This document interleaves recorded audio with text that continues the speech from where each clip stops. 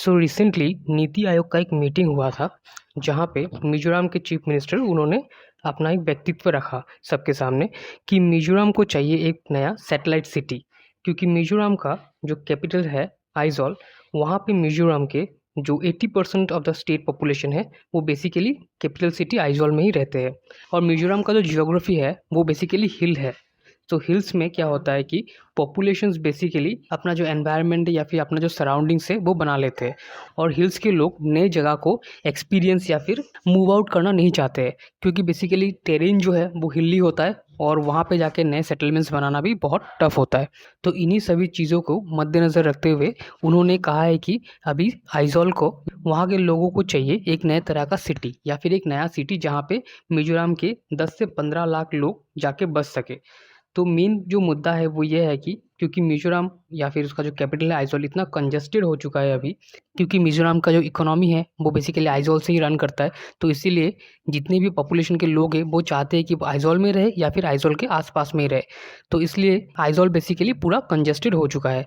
तो इसी का ही सॉल्यूशन है कि एक सिटी बनाया जाए आसपास आइजॉल के सामने, जहाँ पे आइजॉल से बहुत सारे लोगों को अगर माइग्रेट किया जा सके, वहाँ पे एक नया शहर बसाया जा सके। तो उसी का ही एक प्रस्ताव रखा है मिजोरम के लालदोमा। सो बेसिकली उन्होंने ये प्रपोज किया है कि जो नया शहर या फिर जो नया सैटेलाइट सिटी बसाया जाएगा वो सरचीप डिस्ट्रिक्ट पे एक छोटा सा विलेज है थिंजावाल, वहाँ पे एक नया शहर बसाया जाएगा जो बेसिकली आइजॉल सिटी से 93 किलोमीटर्स दूरी पे बसा हुआ है। और वहाँ पे बेसिकली 10 से 15 लाख रेसिडेंट्स को एकोमोडेट किया जा सकेगा। और ये जो शहर है ये बेसिकली एक सैटेलाइट सिटी होगा। तो हम लोग यहाँ पे जानेंगे सैटेलाइट सिटी का जो कॉन्सेप्ट है उसके बारे में।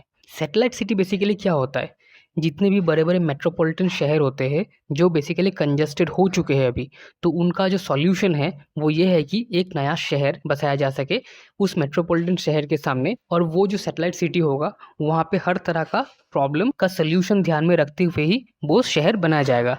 वहाँ पे क्या होगा, बेसिकली हर तरह से डेवलपमेंट होगा।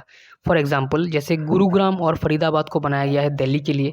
गुरुग्राम बहुत ही डेवलप्ड है, फरीदाबाद भी बहुत सारा डेवलप्ड है। तो वही है कि दिल्ली के लिए इन दो शहर को बनाया गया है एज सैटेलाइट सिटी। उसके बाद कलकत्ता में आप लोग जाएंगे तो वहाँ पे आपको मिलेगा सॉल्ट लेक या फिर विधान नगर, वो भी एक नए तरह का शहर है। कलकत्ता बहुत ही कंजस्टेड हो चुका है तो उसी के लिए ही एक नए तरह का शहर बनाया गया सॉल्ट लेक सिटी विधान नगर में। उसके बाद नवी मुंबई बनाया गया मुंबई के लिए, क्योंकि मुंबई बहुत ही जो पुराना मुंबई है, ओल्ड मुंबई, वो बहुत ही कंजस्टेड हो चुका है तो उसके लिए नवी मुंबई बनाया गया।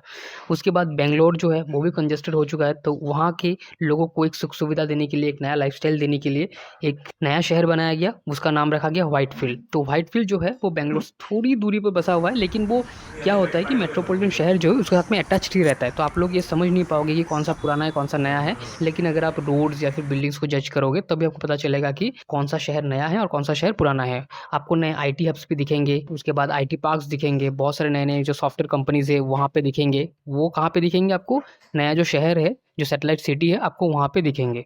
और अगर आप लोग यूपीएससी या फिर एपीएससी का प्रिपरेशन कर रहे हो और इंटरनल सिक्योरिटी जो टॉपिक है, इंटरनल सिक्योरिटी के जो नॉर्थ ईस्ट इंडिया का जो टॉपिक है, अगर आप लोग वहाँ पे इन डेप्थ और जानकारियाँ चाहते हो नॉर्थ ईस्ट इंडिया के ऊपर में जो इंसर्जेंसी हुआ था और जो प्रेजेंट डेवलपमेंट हो रहा है, तो आप लोग ये किताब चेकआउट कर सकते हो।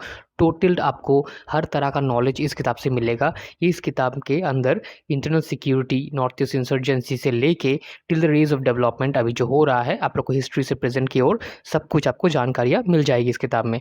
अगर आप लोग ये किताब चेकआउट करना चाहते हो तो फ्लिपकार्ट और अमेजोन में ये किताब दिया हुआ है, आप लोग जाके ये किताब खरीद सकते हो। आई एम रियली श्योर आप लोग को बहुत ही अच्छी जानकारियाँ मिलेगी और आप लोग का जो प्रिपरेशन है वहाँ पे आप लोग को बहुत सारा हेल्प मिलेगा, क्योंकि ये जो किताब है ये एक्सटेंसिव रिसर्च करके मेरे द्वारा लिखा गया है। So thank you for making me part of your day. Happy learning. God bless you all. Thank you.